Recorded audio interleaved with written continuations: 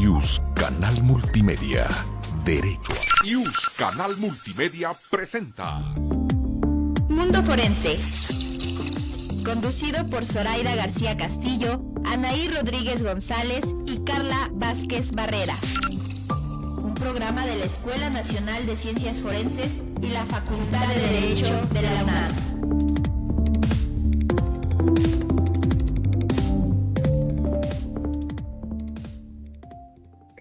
Muy buenos días, les habla Anaí Rodríguez González en su programa Mundo Forense.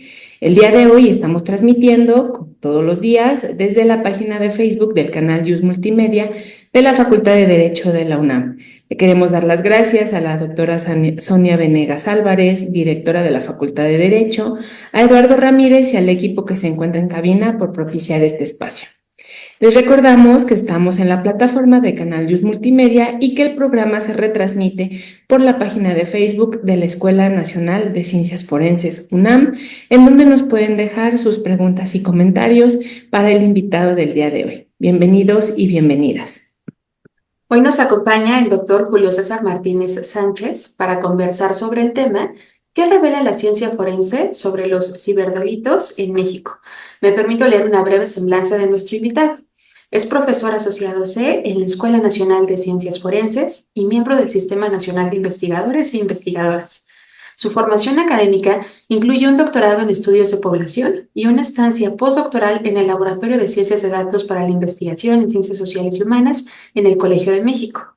En el ámbito profesional, ocupó la posición de jefe de evaluación de encuestas en el Instituto Nacional de Estadística y Geografía. También ha colaborado como consultor para el Fondo de Población de Naciones Unidas.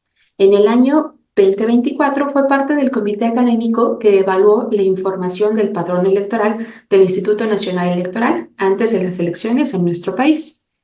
De acuerdo con la ONU, los ciberdelitos son facilitados por medios de las tecnologías de la información y de la comunicación, tales como estafas, explotación sexual, extorsión, entre otros.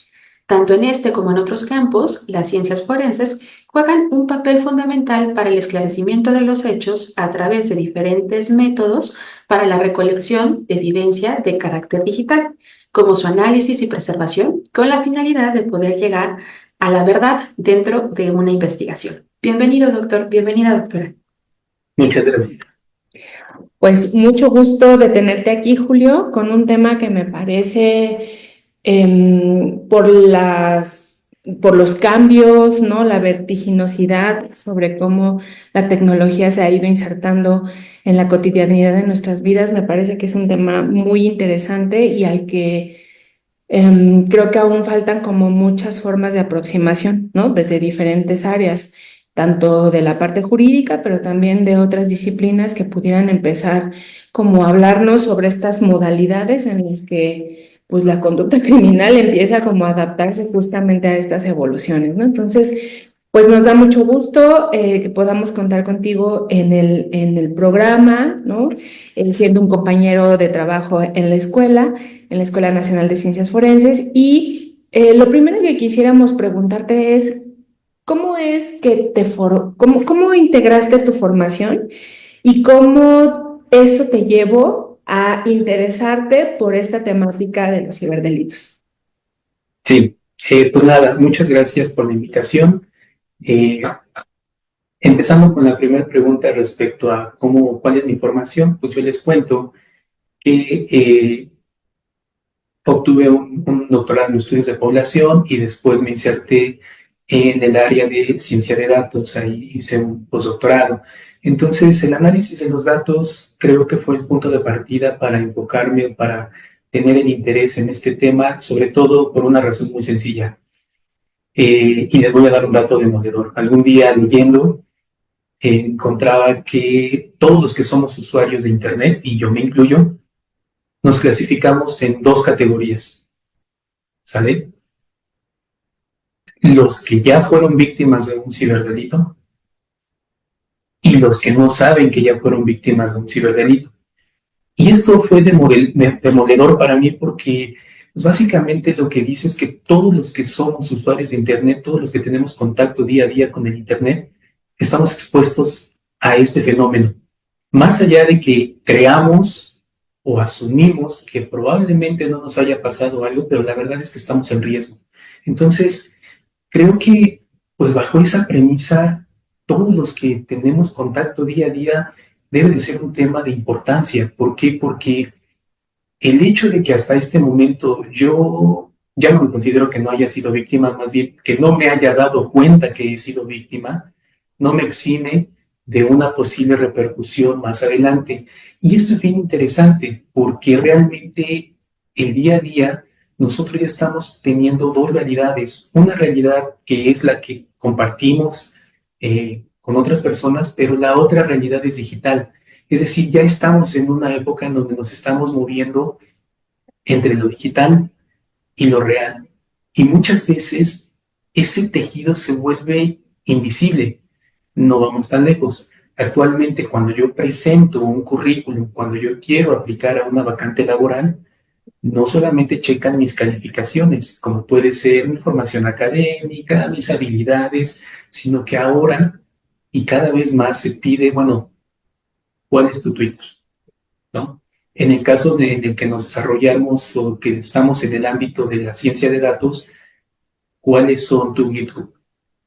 ¿No? El GitHub viene siendo como una referencia, un portafolio de lo que yo he hecho. Entonces vemos que esta identidad se va mezclando cada vez más y eso indudablemente nos lleva a estar expuestos a los riesgos que hay en el ciberespacio. Ciertamente, y eso creo que confieso que yo he tenido ese pensamiento de a mí no me va a pasar. Yo sí tengo cuidado, ¿no? Pero la realidad de las cosas es que todos los que tenemos contacto con el Internet, todos los que tenemos un teléfono inteligente y que nos conectamos día a día al Internet, estamos expuestos y somos vulnerables y a veces ni siquiera depende de nosotros. Entonces creo que es un tema de vanguardia que poco se ha estudiado, hay pocas fuentes de información y ese fue el motivo para entrar en esta temática. Y ahora que me han dado la oportunidad de participar con ustedes, me gustaría contarles un poco de lo que hemos avanzado en este proyecto de investigación. Miren, uno de los puntos relevantes cuando nosotros hablamos de los ciberdelitos es que se consideran de bajo impacto, ¿sabe? Es decir, tienen esta característica de que, pues bueno, si ya entré yo en una lista de spam, pues no pasa nada, ¿no? Por ahí andará mi correo, andará circulando y pues ya no puedo hacer nada. Entonces, pues regularmente no tomamos acciones cuando algo de esto sucede. Otro de los aspectos relevantes es que, pues, existen muchos desafíos y ustedes que están en el área jurídica no me dejarán mentir de que este tipo de delitos no están tipificados. Entonces, al no estar tipificados, pues estamos en una línea, nos movemos en una línea en donde no sabemos si estamos haciendo algo incorrecto o algo correcto o qué pasa, porque no hay unas definiciones unánimes. Tan solo el hecho de definir qué es un delito cibernético, ya desde ahí empezamos mal. Pero las repercusiones son bastante considerables y déjenme darles un dato que fue que fue crucial y que nos impactó mucho cuando empezamos este análisis. Nosotros siempre pensamos en un ciberataque, tenemos esta idea, quizás por las películas que hemos visto, que un ciberataque lo hace alguien por allá, escondido, ¿no? Tenemos esta imagen del hacker que está así en su computadora y está tratando de crear un virus, infectar computadoras y, no sé, hacer devastar la Tierra, ¿no? Pero resulta que ya en la realidad la cosa no sucede así. Es cierto que existe esta modalidad de personas que nos mandan un spam queriéndonos enganchar, pero hay otro dato importante y eso es justamente lo que les quiero contar, es que a veces esos delitos o esas acciones negativas suceden de personas que son cercanas a nosotros. Sí, Julio. Los cercanos. Perdón que te interrumpa, pero yo quiero como hacerte una pregunta y como una puntualización, porque creo que lo que estás diciendo es muy, muy importante. ¿En qué sentido? eh, creo que, no, o sea, la realidad, como la vivimos cotidianamente, ¿no? O sea, este contacto directo, físico que tenemos pues, en las experiencias y la vida, como bien dices, cada vez más tiene como una relación paralela con con esta realidad virtual, ¿no? O sea, coexistimos en estos dos contextos. Claro. Y así como las relaciones amistosas, amorosas, etcétera, se dan en este contexto físico, también empiezan a diversificarse en el mundo virtual, pero lo mismo sucede con los delitos, ¿no? O sea, creo que una Exacto. primera cosa que tendríamos que entender es que esta realidad social, por supuesto que sí se va a ver reflejada en esta otra dinámica virtual, pues porque tiene que ser así, porque es como un proceso de espejeo, de reproducción de estos patrones. Y creo que a veces esto que estabas diciendo sobre que no los entendemos como delitos de bajo impacto, es porque pensamos que, bueno, ¿qué trascendencia puede tener? Puesto Por que ocurre supuesto. como en ese mundo virtual, etcétera. Eso es una. Y la otra cosa que me parece importante es esto que estás diciendo sobre la conceptualización, ¿no? Desde el punto de vista jurídico, pues ha habido esfuerzos por tratar de ir como acompañando este cambio vertiginoso de la tecnología. Pero es cierto que desde el punto de vista como de uso cotidiano, o por lo menos para una transmisión de política criminal, es decir, para temas de prevención, la conceptualización de ciberdelito ha sido muy compleja. Y cuando pensamos en ciberdelito, es lo que tú acabas de decir. Ciberataques, ¿no? Estas Ujú, cosas ujú. como que tienen que ver con cosas delitos de alto impacto, como fraudes o a lo mejor secuestros o trata de personas, pero no nos podemos a pensar en esto que estás diciendo, ¿no? En cómo se violentan el derecho a la privacidad de los datos con un simple correo. Entonces, lo que yo quería preguntarte bajo estas dos lógicas es, eh, ¿cómo podemos empezar como a clasificar o dónde podríamos poner estos rubros de estas conductas que estamos entendiendo que son transgresoras, que se presentan en esta realidad virtual y poder identificarlas como conductas que son potencialmente delitos? O sea, ¿qué estaríamos nosotros entendiendo por ciberdelitos, por lo menos en este espacio, ¿no? En el que estamos reflexionando sobre la temática? Sí, yo creo que un punto de partida, como bien lo dices, ciertamente, eh, mira, muchas veces que ha sucedido, la tecnología va más allá, va un paso más adelante que las leyes que tenemos actualmente, ¿sale? Hay muchas formas de que ya han sido clasificadas de ciberdelitos, pero hay otras que ni siquiera han sido clasificadas y se están generando. Por ejemplo, ahora con el auge de la inteligencia artificial, se logra crear videos falsos. Eso hasta hace unos años no existía, pero ahora cada vez se está dando más, no solo audios, no solo videos, sino también audios, voces, ¿sale? Entonces, esto nos lleva a un punto en el que tenemos que tomar un punto de partida, un punto de referencia, y yo creo que un punto de referencia que podríamos considerar es el hecho de qué le está causando a las personas que son víctimas, ¿sale? Porque no solamente es el tema financiero, que ese creo que todo el mundo estamos de acuerdo en el mismo sentido de que ocurre y ha ocurrido y nos ocurre constantemente, pero ¿qué hay más allá de eso?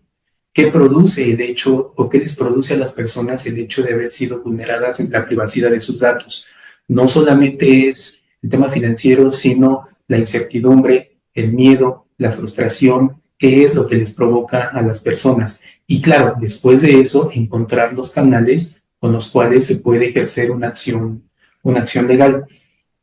Existe una encuesta que fue justamente la que nosotros analizamos del módulo de ciberacoso que produce regularmente el INEGI. Estos son datos que el instituto recolecta desde 2015. Entonces, son una fuente de información centrados en la víctima. ¿Por qué? Porque esta fuente de información se le pregunta a las personas, a los usuarios de Internet mayores de 12 años, si ha tenido algún incidente relacionado con su día a día en el ciberespacio. Y por incidentes me refiero a que haya sido víctima de bullying, mensajes ofensivos, ciberacoso, fraude, intento de extorsión, ¿sale? Le pregunta por todos estos incidentes y le pregunta acerca de cuáles son esas repercusiones a nivel personal que han tenido los usuarios de Internet.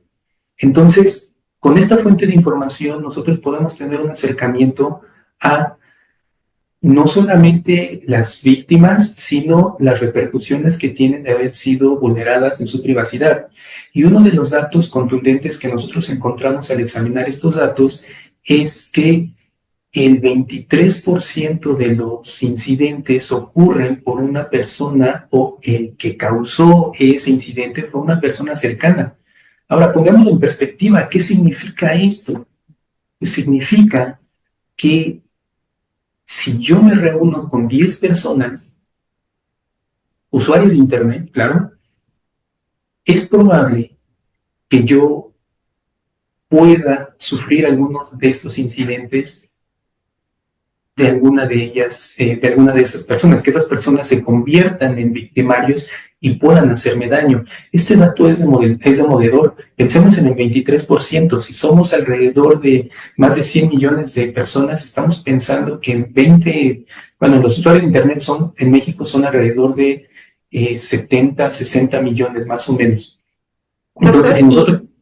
Sí, Perdón, justo que interrumpa. Es que este dato es muy interesante, sobre todo por el entorno. Si esta encuesta refiere que estamos siendo vulnerados por personas cercanas, en el entendido de cómo nos desarrollamos o nuestro entorno, pues tendríamos que ver cómo es que tiene el impacto. Creo yo que la parte de las tecnologías de la comunicación tienen que ver también con cuestiones de datos personales, ¿no? Tenemos muy poca información sobre cómo se da esta protección a nuestros datos personales, desde nuestra imagen, nuestra voz, nuestras fotografías. Ahora que estamos inmersos en grupos o en redes sociales, pues también tiene algunos efectos. Creo yo que uno de los puntos por los cuales no está como tipificado tal cual la cuestión de los delitos cibernéticos, o sea que no tiene como ese nombre y que hay un desagregado, es justo por identificar que generalmente lo que se utilizan son como medios de ejecución, ¿no? Como para la extorsión, para poder tener estos datos y poder tener esta información. Cuando hablamos de que estamos en un círculo en donde nuestros datos no están protegidos, ¿qué nos revela esta vinculación en cuanto a que estoy en un grupo de trabajo o estoy en varios chats? Ya ahora que tenemos también el WhatsApp, y cómo poderlos proteger, qué acciones podemos tomar en consideración para, digamos, blindarnos de todos estos elementos, tomando en consideración que tenemos leyes federales de protección de datos personales en posesión de particulares o justo para el Estado, que tienen regulados ciertos delitos, pero que no logran permear socialmente, ¿no? Que no logran realmente ser efectivos en su investigación. ¿Qué acciones tendríamos entonces que tomar los usuarios de Internet, las y los usuarios de Internet, que sea importante para ir protegiendo estos puntos de identidad y nuestros datos personales? Esa es una muy buena pregunta y justamente para responderla me voy a permitir compartirles una breve infografía que hicimos a raíz de este trabajo. ¿Sale? ¿Ya se ve? Sí se ve, ¿verdad?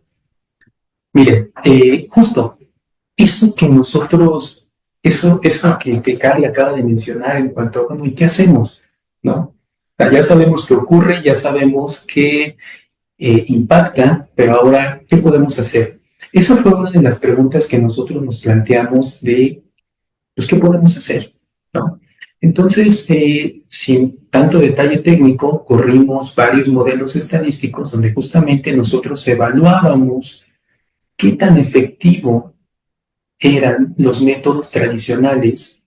¿Y por qué métodos tradicionales? Porque son los que tenemos a la mano, ¿no? Los métodos tradicionales que solemos utilizar para protegernos de algún delito que ocurre en el ámbito digital. ¿Como cuáles? Pues antivirus, cambiar contraseñas, no compartir información,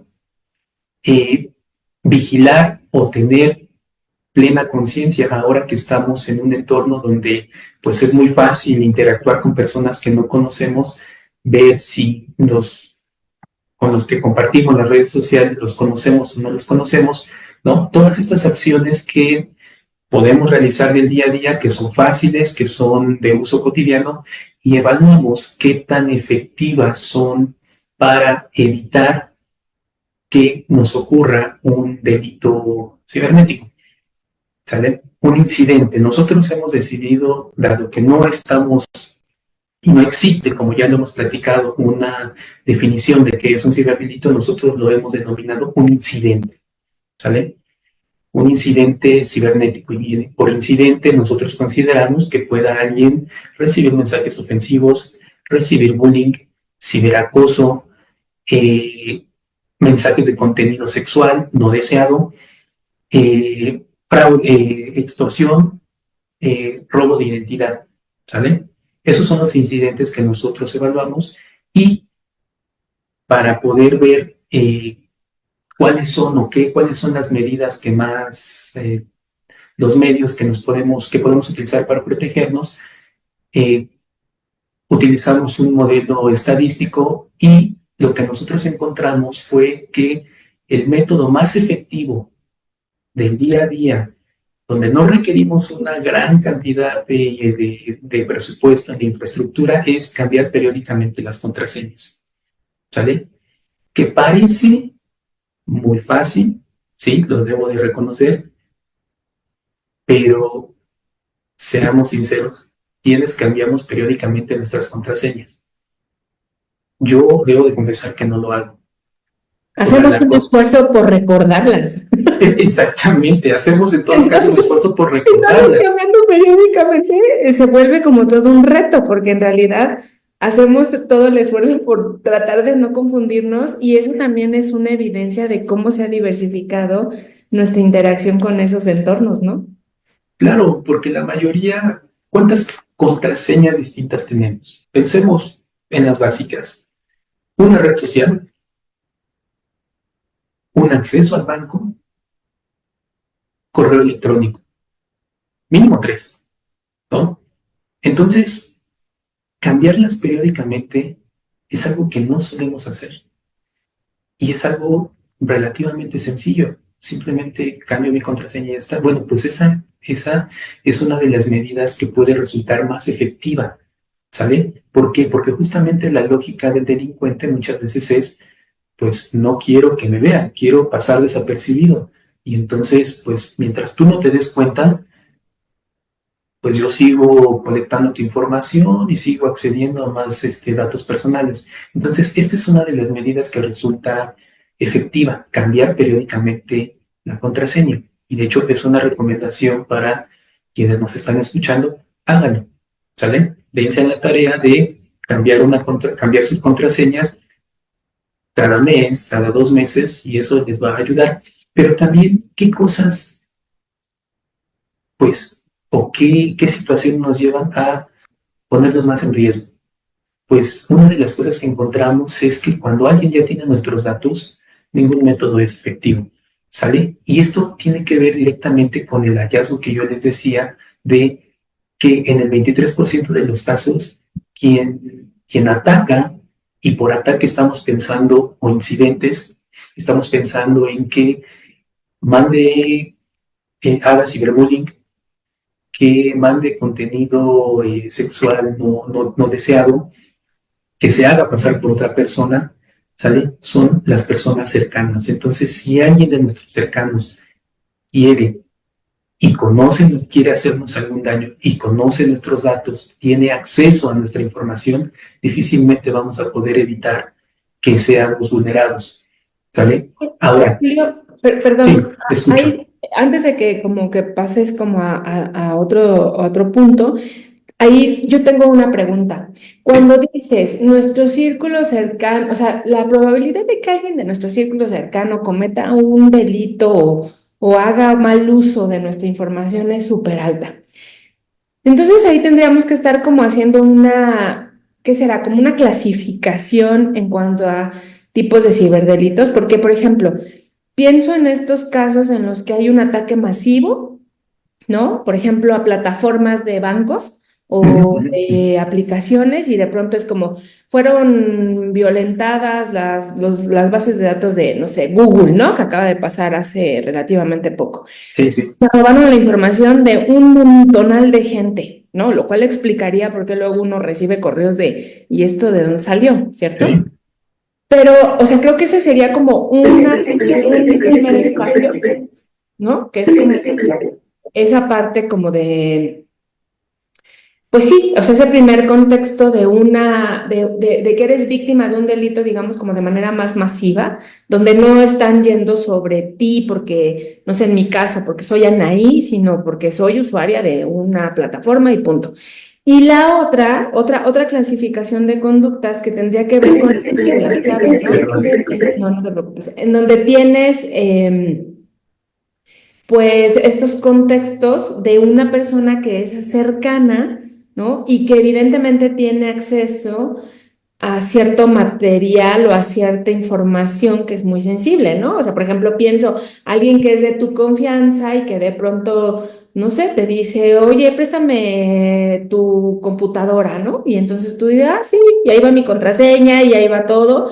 Y a lo mejor yo estoy pensando, pues la va a usar para, no sé, escribir algo, buscar algo, y en realidad a lo mejor está buscando información de mi propio material. Es decir, creo que son como dos dimensiones de la misma, del mismo fenómeno, pero son como dos marcos, ¿no? Como de actuación. No sé tú qué piensas ahí. Sí, justamente son dos marcos y la verdad es que la barrera entre uno y otro es difícil de descifrar. Por ejemplo, hasta qué punto los ataques vienen de un extraño que se metió y robó nuestra información y hasta qué punto viene de alguien que conoce nuestra información, ¿vale? Porque existen esas dos modalidades y eso es justamente lo que nos indican los datos y eso es un punto que les quería mencionar. Este dato que yo les estoy dando del 23% corresponde, y como les decía, esta fuente de información se enfoca en las víctimas, en aquellos que ya sufrieron algún incidente, les preguntan, bueno, ¿quién crees, dadas las características de lo que te enviaron, quién crees que haya sido él o la perpetradora? Y su respuesta es alguien cercano. Y alguien cercano viene siendo un familiar, o un conocido o un amigo. Pero ciertamente llegamos a un punto de percepción de que las víctimas no están seguras por lo que les mandaron, por los mensajes que recibieron, por los detalles que tuvieron esos mensajes o esos correos. Se asume, o las personas que fueron víctimas asumen que probablemente se trate de alguien conocido por los detalles, porque hay detalles muy específicos. Evidentemente, al yo recibir detalles con mi nombre, mi dirección y cosas más específicas, pues voy a asumir que esta persona me conoce. Pero aquí viene el punto. No podemos garantizar que se trate justamente de alguien externo que haya robado la información o de alguien de mi entorno cercano que conozca.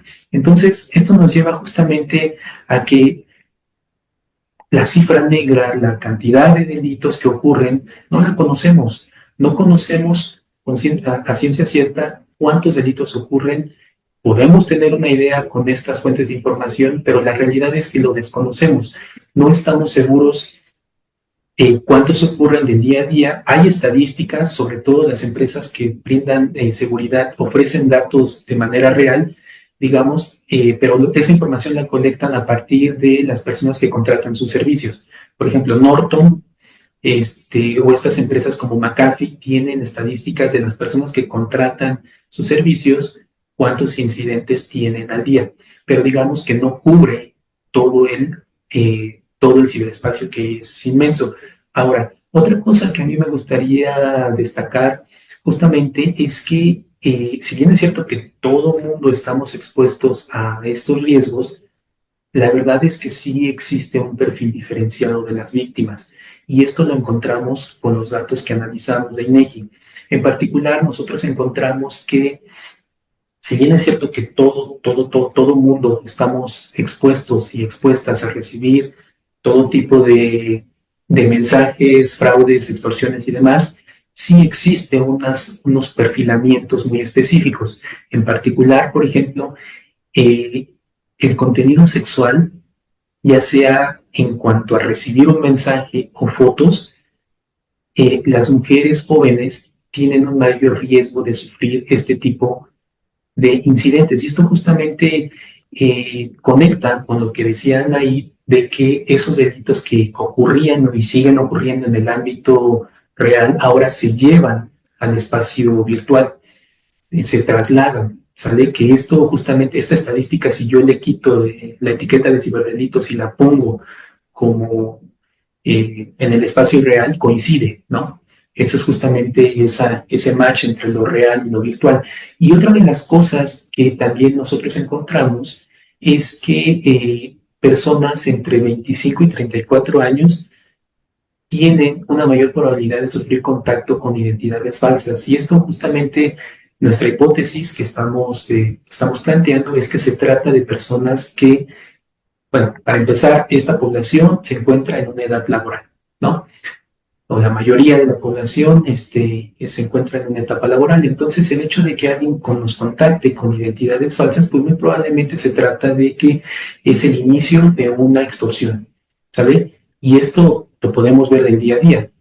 Y yo les preguntaría, ¿quién no ha recibido estos mensajes en donde te dicen, ¿sabes qué? Tienes la probabilidad de ganar tantos miles de pesos simplemente etiquetando, haciendo publicaciones de Instagram, ¿no?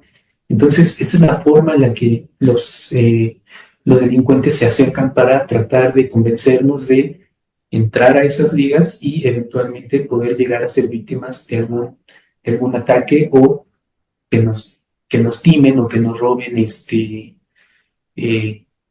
suframos una pérdida económica. Ahora, Doctor, y sí, también a mí me gustaría como aportar que una de las áreas también que tiene todos estos datos sería ver un poco qué es lo que pasa con niños y niñas, sobre todo porque la encuesta está para usuarios de Internet y pensando en de 12 años en adelante, ¿no? Y el problema es que tenemos ahora otro tipo de fenómenos como el grooming, en donde está involucrando a estos niños para poder tener este tipo de información por otras personas, haciéndose pasar por otros niños cuando en realidad están obteniendo, digamos, como diversos elementos. Creo que también ahí tendríamos que fortalecer una cultura sobre la cuestión de la legalidad, de la protección, no solamente hacia los padres, sino también justo hacia este sector de niños y niñas, ¿no? Porque si vemos, por ejemplo, que con estos datos el perfil de la mujer joven tiene esta vulnerabilidad más por la edad y con contenido de carácter sexual. ¿Qué está pasando con este sector? sí, justamente, yo creo que debemos de partir justamente de la idea de lo que les decía al inicio.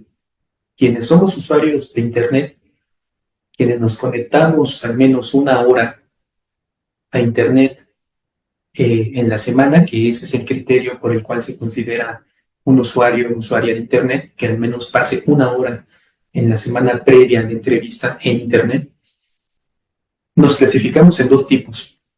Como yo les decía, es quienes ya fuimos vulnerados y quienes no sabemos que ya fuimos vulnerados. Y creo que es partiendo de esta premisa de que o estamos en una categoría o estamos en otra.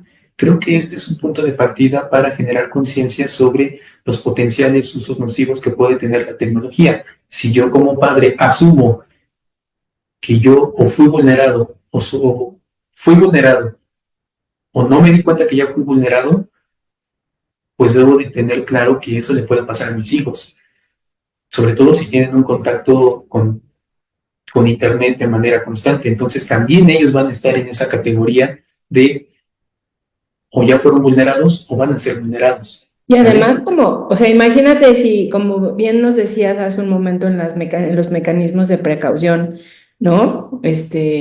tendríamos que estar como atentos y atentas a la información que compartimos, ¿no? A nuestras contraseñas, a los contenidos a los que accedemos, ¿no? A quién le autorizamos o damos permiso para que pueda como hacer uso de nuestra información. Eso implica como todo un conjunto de toma de decisiones y de evaluación de consecuencias, que muchas veces nosotros como personas adultas evidentemente no ponderamos y no hacemos. O sea, tú ves una aplicación que se pone, no sé, por ejemplo, de moda, ¿no? Una aplicación de una red social o algo por el estilo, y de pronto, pues, o sea, esa aplicación te manda una invitación y te dice, oiga, saque su cuenta y de verdad, o sea, yo creo que es muy poca la gente que dice, perfecto, voy a ir a leer los términos y condiciones, ¿no? Del aviso de privacidad. La realidad es que no lo hacemos. Ahora, imagínate eso extrapolado a la toma de decisiones de niños, niñas y adolescentes.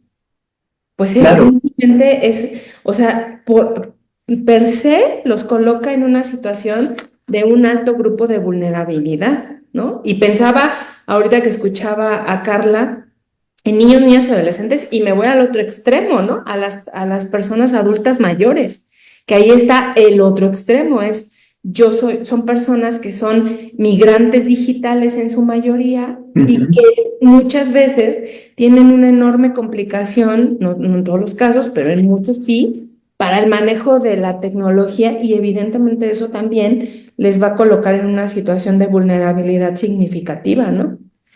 claro, por eso creo que si nos asumimos como o ya fuimos vulnerados, o no nos dimos que ya fuimos vulnerados, y yo agrego una tercera categoría, que vamos a ser vulnerados, creo que si lo planteamos de esa manera, es una buena forma de tomar conciencia, ¿sale? ¿Por qué? Porque el hecho de que yo hasta este momento no haya sido vulnerado, pues me dice o nada me garantiza que el día de mañana no vaya a ser vulnerado, ¿no? Ahora, algo bien importante que creo que influye, y eso es lo que vemos nosotros en los datos, es que, híjoles, casi siempre partimos del pensamiento de a mí no me va a pasar, ¿no? Pero lo cierto es que eh, la cantidad, y les voy a dar otro dato que sacamos de esta encuesta, la verdad es que 8 de cada 10 personas ya tuvo algún incidente. Sí, es cierto, la magnitud quizás no fue terrible, no fue devastador, pero 8 de cada 10 personas, ¿sabe? Y esto lo podemos ver del día a día, y yo me incluyo en esa estadística porque yo he recibido esos mensajes a mi celular diciéndome, ¿sabes qué? Te acabas de ganar un premio, o el clásico, oye, ¿sabes qué? Que tienes un paquete de ahí que está, eh, un paquete perdido y entonces necesitamos que nos confirmes tu dirección, ¿no? Entonces, creo que si tomamos conciencia de esta realidad y sobre todo de las cifras y que nosotros formamos parte de esta estadística, es un buen punto de partida y sobre todo asumamos que estamos y que somos parte de la población en riesgo, todo el mundo, ¿sale? Ahora, yo siempre le digo a mis alumnos cuando les digo es que hay que tomar conciencia. Sí, pero el riesgo es muy, muy bajito. Es muy, muy chiquito el riesgo. Mi respuesta es, en México recordarán que tembló el 19 de septiembre en 1985. Sí, yo te iba a decir, ¿de qué año? Del 85. Ajá. Ahora yo les pregunto, ¿cuál es la probabilidad de que muchos años temblara el mismo día?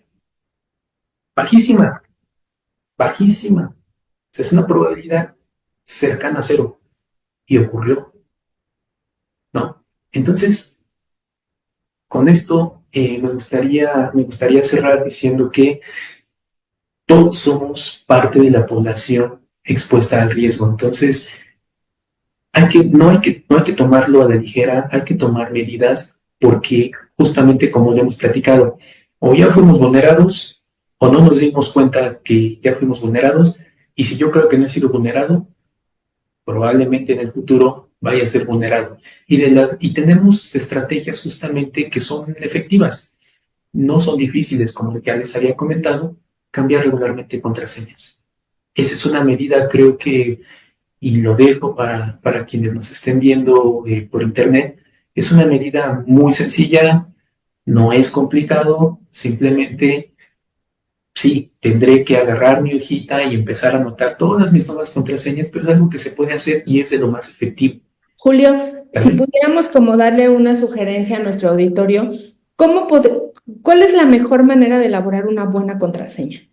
Porque luego, ¿sabes? Es como que son repetitivas, usas números que son predecibles, o sea, sin decir, pues tiene que ser esta forma, ¿no? ¿Cuál sería como una buena manera de construir una contraseña segura y que pudiéramos como, pues sí anotarla, pero también recordarla? Sí, la verdad es que muchas veces ese es otro problema. Muchas veces las contraseñas las hacemos relacionadas con cosas que no son familiares, justamente por el temor de no la vaya a perder. ¿Y qué solemos hacer? Iniciales, fechas de nacimiento. Pero lo más efectivo para poder crear una contraseña es justamente lo aleatorio, ¿sale? ¿Por qué? Porque los patrones que siguen las computadoras o los patrones que se usan para el reconocimiento y para vulnerar contraseñas siguen patrones estadísticos. Entonces, una buena forma es aleatorio. ¿Y qué me refiero específicamente por aleatorio? Bueno, si yo sé que mi contraseña tiene que tener 8 caracteres, pues una contraseña que sea una letra, un número y un signo, ¿sale? ¿Cuál es? Aleatorio, ¿sale? Eso vuelve las contraseñas más seguras. De hecho, por ahí, ahorita no recuerdo bien, hay una liga en donde uno puede validar qué tan fuertes son las contraseñas y estas resultan ser las más efectivas, las que se generan de manera aleatoria. Entonces, en la medida en la que tengan estas combinaciones y sobre todo los puntos y los signos de puntuación, la vuelve más difícil de poder, digo, no infalible, pero sí más complicada de poder vulnerarlo. Entonces, esta sería la recomendación, que se genere unas contraseñas de este estilo, pero sobre todo y más importante que eso, sí cambiarlas periódicamente, ¿sabe?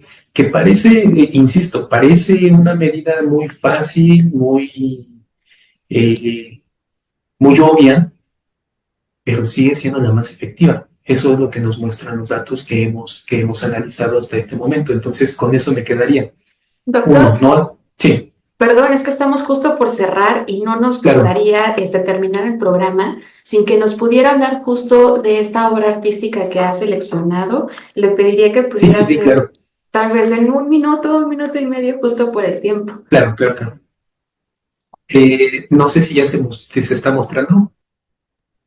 Ahora lo mostramos sin problema, pero si nos ayuda a dar como el contexto porque eligió esta y Ah, nos... bueno. La obra que yo he seleccionado para compartirlas es la que se llama la escuela de, ya justo se me olvidó si la escuela de Atenas o De la escuela Atenas. de Grecia, de Atenas. Sí, eh, por un motivo, por una razón bien sencilla. Eh, Más allá de que es estéticamente, creo que tiene una gran particularidad en el hecho de mostrar a todos los grandes, ahí va, a todos los grandes pensadores de la época antigua.